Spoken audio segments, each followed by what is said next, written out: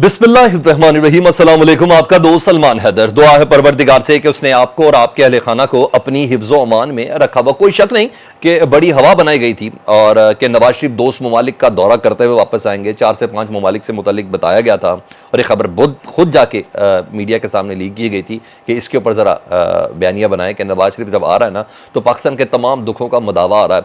Nawaz Sharif Saudi अरब जाएंगे, Saudi अरब से Qatar जाएंगे, कतर से UAE जाएंगे और फिर चीन का एक दौरा करेंगे ताकि उसको ऐसा बयानिया लेके चलेंगे, देखें मैं मुआशी इस्तेहकाम लाने के लिए दुनिया भर से ये गारंटियाँ लेके आ रहा हूँ, ये गारंटियाँ लेके आ रहा हूँ, ये इमदादों की गारंटियाँ लेके आ रहा हूँ कि जब मेरी हुकूमत आएगी तो ये गारंटियाँ होंगी कि ये तमाम ममालिक अपना दिल और ख़जाना तमाम खोल कर पाकिस्तान की मदद को आएंगे। लेकिन इरफान सिद्दीकी साहब, नाम तो आपने सुना होगा, नवाज शरीफ साहब के नहायत ही मोतमिद आदमी हैं।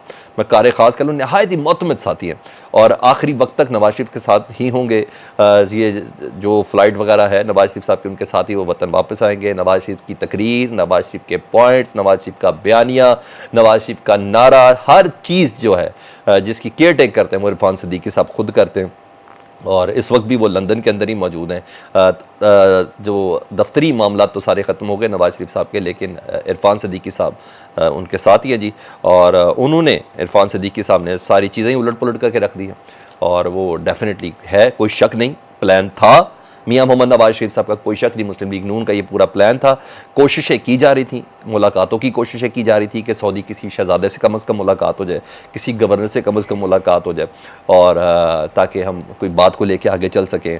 कतर के किसी अमीर से मुलाकात हो जाए, किसी सानी मानी से, तो UAE के किसी प्रिंस से मुलाकात हो जाए, खलीफा से मुलाकात हो जाए, खलीफा के किसी नायब से या मोतमिद से मुलाकात हो जाए, चीन का कोई बद्दा मिल जाए, तो सर ये नहीं हो सका और वो तय नहीं हो सका जिसे बाद में कैश करवाया जा सकता था। तो अब इरफान सिद्दीकी साहब के ज़रिए ये बयानिया दिया जा रहा है कि नहीं, नवाज शरीफ साहब कहीं नहीं जा रहे, सऊदी अरब जाएंगे, सऊदी अरब में उम्रा अदा करेंगे, चंद दिन के लिए मदीना मुनव्वरा हज़रत मोहम्मद मुस्तफ़ा सल्लल्लाहु अलैहि वसल्लम के रोज़ा मुबारक बना कुछ दिन गुजारेंगे। यानी मतलब फ़र्स्ट स्ट्रेटजी जो है ना वो मियां मोहम्मद नवाज शरीफ साहब की या मुस्लिम लीग नून के उस बयानिए की जरा वो नाकाम होती नज़र आई है। बाकी चीज़ें कितनी कामयाब होती हैं वो तो नवाज शरीफ साहब वापस आएंगे तो पता चलेगा। तो ऐसी कोई चीज़ नहीं कि कोई मुआशी प्लान या कोई मुआशी गारंटी का बयानिया लेके नवाज शरीफ साहब आएँ। तो जो कोशिशें थी, कोई शक नहीं है, तमाम कोशिशें थी कि हो जाए, लेकिन ज़ाहिर बात है सर, ओहदों को सलाम है। जितना मर्जी नवाज शरीफ साहब ये कह लें कि हर हाल में मैं गारंटी देता हूँ कि तीसरी बार वज़ीर आज़म मैं, चौथी बार वज़ीर आज़म मैं हूँ, जिस तरह उनके साथी वगैरह दे रहे हैं, मगर गारंटियाँ तो जिन्होंने देनी है उन्हीं से लेनी है ना आपने। उनकी अभी तक वो गारंटी इंश्योर हुई नहीं है, ये भी बड़ा प्रॉब्लम है। तो बहरहाल अभी अनसर्टन हैं ये लोग भी कि आएंगे तो क्या होगा। ये तो तय है कि वापसी की रानी नवाज शरीफ साहब आएंगे 21 तारीख को, लेकिन उस तक 21 तारीख को अभी काफ़ी दिन बाकी है, तकरीबन 11 दिन बाकी हैं। तो लेट्स सी, देखिए क्या पिक्चर ड्रॉ होती है। लेकिन ये जो मुलाकातों वाला मामला ये नहीं है। उधर आज बड़ी दिलचस्प सूरत हाल होगी जी सुप्रीम कोर्ट में ना, प्रैक्टिस एंड प्रोसीजर बिल के हवाले से जो दलाइल चल रहे थे, बिल्कुल मुख्तलिफ सूरत हाल होगी। मैं ज़रा अखलाकियात और अदब और आदाब को सामने रख के बात करूँ ना, तो क्योंकि इसीलिए ओपन कोर्ट हेयरिंग है ना, हम बात कर सकते हैं।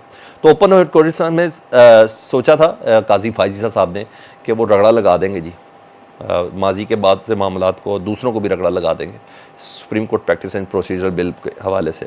मगर यहाँ सूरत हाल आज बिल्कुल उल्टी नज़र आई है। लाइव समात थी इसलिए कि सब अपनी आंखों से देखें। जो मैंने अपनी आंखों से देखा तो मैं उसको क्यों ना रिपोर्ट करूँ। जो मेरी आंखों ने देखा तो उसमें एक्सपोज होना शुरू हो गए जी। काजी फायजा साहब, उनका ग्रुप एक्सपोज होना शुरू हुआ जो मुझे नज़र आया। और जो वकील ये समझा जाता है ना कि इस बिल के ख़िलाफ़ है कि ये बिल नहीं होना चाहिए, उसके ऊपर ना जस्टिस काजी फायजीसा साहब और उसके ग्रुप के जजेस ना ताबड़तोड़ सवालात करते हैं। जो भी, जब मैं कुछ नहीं, ख्वाजा तारिक साहब वगैरह की बात कर लेते हैं, तो ताबड़तोड़ हमले करते हैं। वो दलाइल देते हैं, रोक देते हैं, दलाइल देते हैं, रोक देते हैं, हमारा सवाल ये है, हमारा सवाल ये है, हमारा सवाल है, ये करके तो होते हैं। तो सवाल किए जा रहे थे, बात पूरी नहीं होती थी, एक नया सवाल ठोक दिया जाता था। और जो वकील काजी फायज ईसा ग्रुप के मौक़िफ़ की तायद करते हैं कि supreme court practice and procedure bill intact होना चाहिए, उनकी तायद करते हैं, तो उनके जो इस बिल के हक़ में उनसे ज़ाहिर है justice Ejazul Hasan, justice Munib, justice Ayesha ये सवाल कर रही थी और वो उनसे सवाल कर रहे थे। तो आज बाकायदा तौर पर रोक दिया गया। काजी फायज साहब के ने जस्टिस मुनीब को, जस्टिस एजाजुल हसन और जस्टिस आयशा को बाकायदा तौर पर रोक दिया है।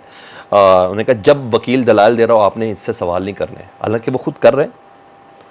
जो इस बिल के मुखालिफ लोग हैं, वकला हैं, उनसे ये सब सवाल ताबड़तोड़, उसको भी दलाल पूरे नहीं होने दे रहे। लेकिन जब इन्होंने किया तो उनको बाकायदा तौर पर रोका, उन्होंने कहा सवाल नहीं करेंगे, हुक्म दिया है कि आप सवाल नहीं करेंगे। बाकायदा नोक झोंक हुई है सुप्रीम कोर्ट में। इवन जस्टिस मुनीम ने यहां तक कह दिया, मुझे तो ये डर है कि बेंच ना टूट जाएगी 17 रुकनी, फिर क्या करेंगे।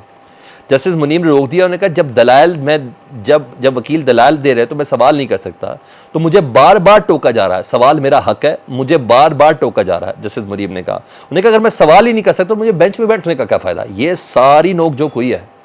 उन्होंने कहा जब मैं सवाल ही नहीं कर सकता तो मुझे बेंच में बैठने का क्या फ़ायदा। तो बेंच टूट भी सकता है। और मुझे आज सूरत हाल बड़ी बदतरीन नज़र आई है supreme court practice and procedure bill की इस फुल कोर्ट समाअत के अंदर।